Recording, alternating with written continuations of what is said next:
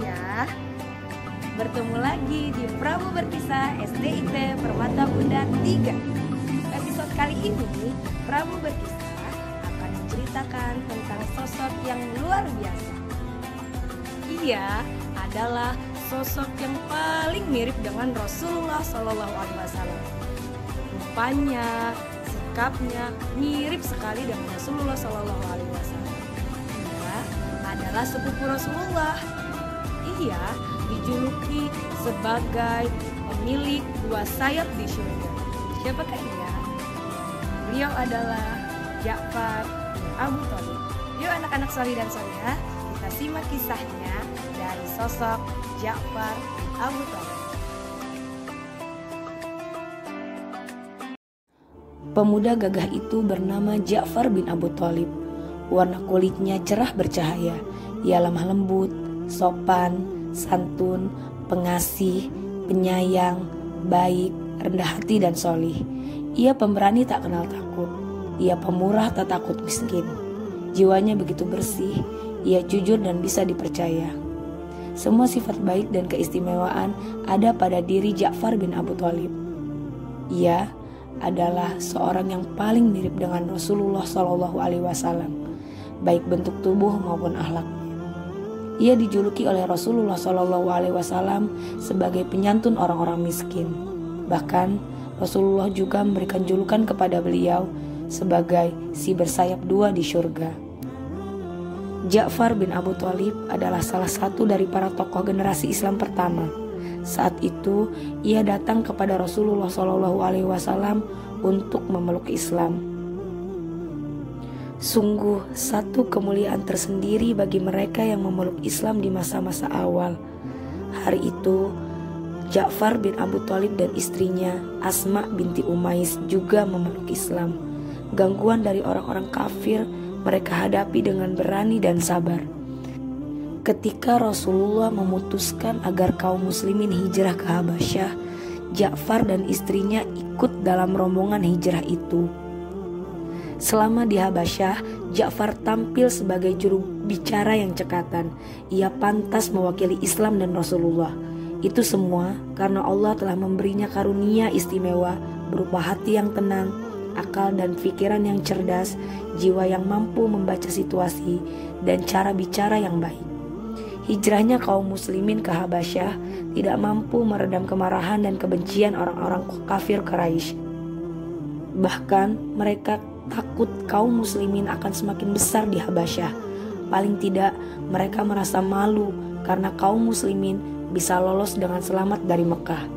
Atau keberadaan kaum muslimin di Habasyah akan memberikan harapan masa depan bagi Muhammad dan agama Islam. Mereka sepakat untuk mengirim 2 orang utusan menghadap Raja Najasyi dengan membawa hadiah-hadiah yang sangat berharga.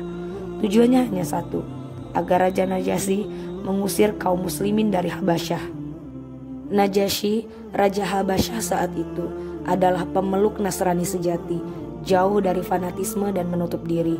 Nama baik dan keadilannya telah tersebar kemana-mana.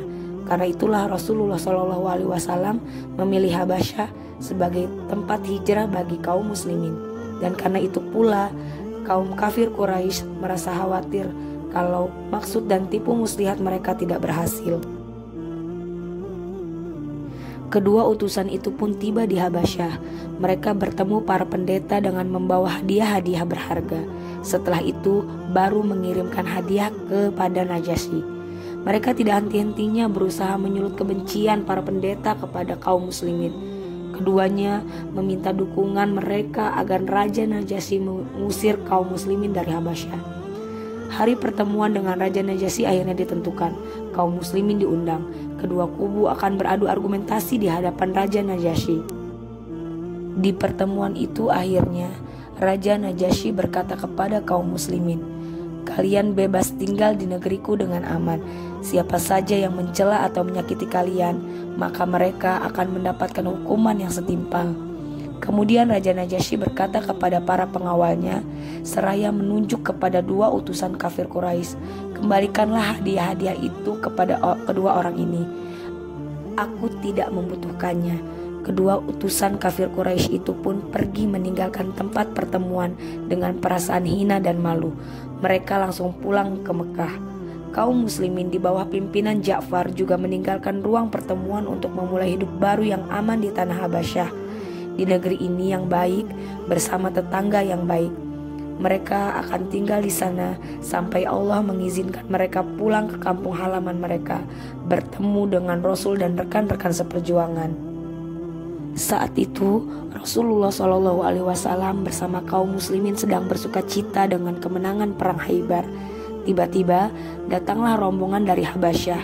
Mereka adalah Ja'far dan kaum muslimin yang lain. Nabi sangat gembira dan bahagia.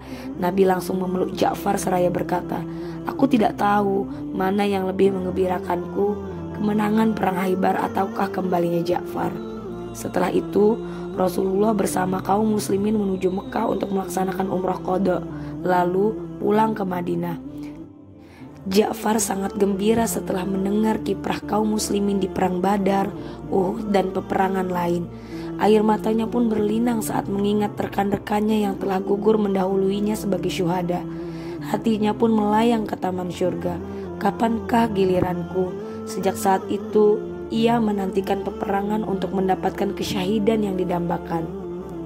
Panji-panji perang Mu'tah mulai berkibar. Ja'far melihat peperangan ini sebagai kesempatan emas untuk meraih kemenangan besar bagi Islam atau mendapatkan syahid. Ja'far tahu benar bahwa kaum muslimin tidak bisa melewati peperangan ini dengan mudah. Ini bukan peperangan kecil. Ini adalah perang yang belum pernah diterjuni oleh kaum muslimin sebelumnya. Perang melawan pasukan kerajaan besar dengan persenjataan lengkap dan berpengalaman. Suatu kemampuan yang tidak dimiliki oleh bangsa Arab. Walaupun begitu, Ja'far sangat merindukan peperangan ini. Dia termasuk satu dari 3 orang panglima yang dipilih oleh Rasulullah SAW. Di hari yang mencekam, 2 pasukan besar pun berhadapan. Semestinya Ja'far merasa kecut dan gentar melihat bala tentara Romawi yang berjumlah 200.000 orang prajurit. Akan tetapi ia merasa sebaliknya, semangat juangnya meningkat karena sebagai mukmin pejuang dan sebagai ahli perang, dia merasa akan mendapatkan lawan yang seimbang. Sewaktu bendera pasukan Islam hampir jatuh terlepas dari tangan kanan Zaid bin Harithah, dengan cepat Ja'far menyambarnya. Dengan bendera di tangan kanan ini, ia terus berperang dengan gagah berani, bukan mencari kemenangan, melainkan mencari syahid. Ja'far dikepung oleh banyak prajurit musuh. Ia merasa kudanya menghalangi geraknya, maka ia turun dari kuda dan menerjang ke sana kemari. Pedangnya menebas tiap leher musuh yang mendekat, laksana malaikat pencabut nyawa. Sekilas ia melihat seorang tentara musuh melompat hendak menunggangi kudanya. Karena ia tidak ingin kudanya dikendarai manusia najis, Ja'far pun menebas kudanya dengan pedangnya sampai tewas. Ia terus menerjang ke barisan musuh. Pasukan Romawi yang berlapis-lapis itu pun porak-poranda seakan diterjang badai. Pasukan Romawi melihat kemampuan tempur Ja'far. Meski seorang diri, Ja'far seperti satu pasukan perang. Maka mereka mengepungnya dengan ketat untuk membunuhnya. Mereka seperti orang yang kehilangan akal sehat. Kepungan mereka semakin ketat hingga tak ada jalan keluar bagi Ja'far. Akhirnya mereka berhasil menebas tangan kanannya dengan pedang hingga putus. Namun sebelum bendera pasukan Islam jatuh ke tanah, secepat kilat Ja'far menyambarnya dengan tangan kiri. Namun tidak lama kemudian pasukan musuh berhasil menebas tangan kirinya. Lalu Ja'far menggamit bendera itu dengan kedua pangkal lengannya. Pada saat-saat genting ini, ia bertekad untuk tidak membiarkan bendera pasukan Islam menyentuh tanah selama ia masih hidup. Dikala jasadnya yang suci terbujur kaku, bendera pasukan masih tertancap di antara kedua pangkal lengan dan dadanya. Bendera itu masih berkibar dan memanggil-manggil Abdullah ibnu Rawahah. Abdullah ibnu Rawahah langsung melompat menyibakkan barisan musuh, lalu menyambar bendera dan meneruskan peperangan untuk mengukir sejarah indah itu.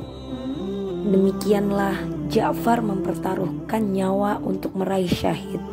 Dan dalam kondisi itulah ia menghadap Allah yang maha tinggi lagi maha mulia, memberikan pengorbanan tak terkira, berselimutkan darah kepahlawanan. Allah, zat yang maha mengetahui, mengabarkan perjalanan perang dan nasib Ja'far kepada Rasulnya. Rasul pun menangis. Setelah itu Rasulullah pergi ke rumah saudara sepupunya ini. Beliau memanggil anak-anak Ja'far. Beliau memeluk dan mencium mereka, sementara air matanya yang mulia bercucuran tak tertahankan.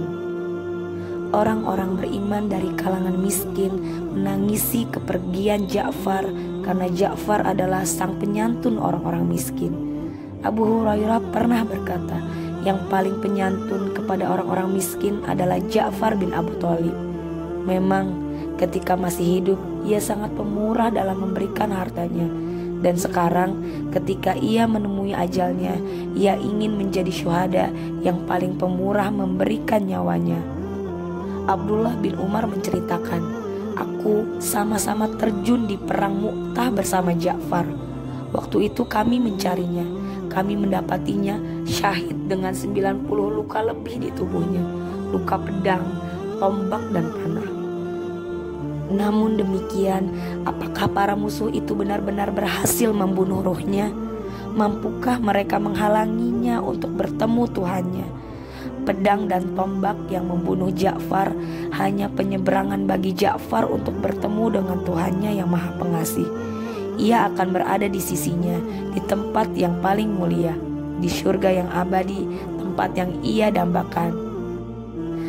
Pada akhirnya Rasulullah Shallallahu Alaihi Wasallam bersabda, aku telah melihatnya di surga. Dia mengenakan 2 sayap yang masih berlumuran darah dan bertaburkan bintang kehormatan. Demikianlah kisah dari sosok seorang Ja'far bin Abu Thalib, sang pemilik 2 sayap di surga. Anak-anak salih dan salihah, semoga kita bisa meneladani sikapnya yang dermawan, rela berkorban, dan berani menegakkan kebenaran. Cukup sekian Prabu Berkisah hari ini. Sampai jumpa di episode selanjutnya. Assalamualaikum warahmatullahi wabarakatuh.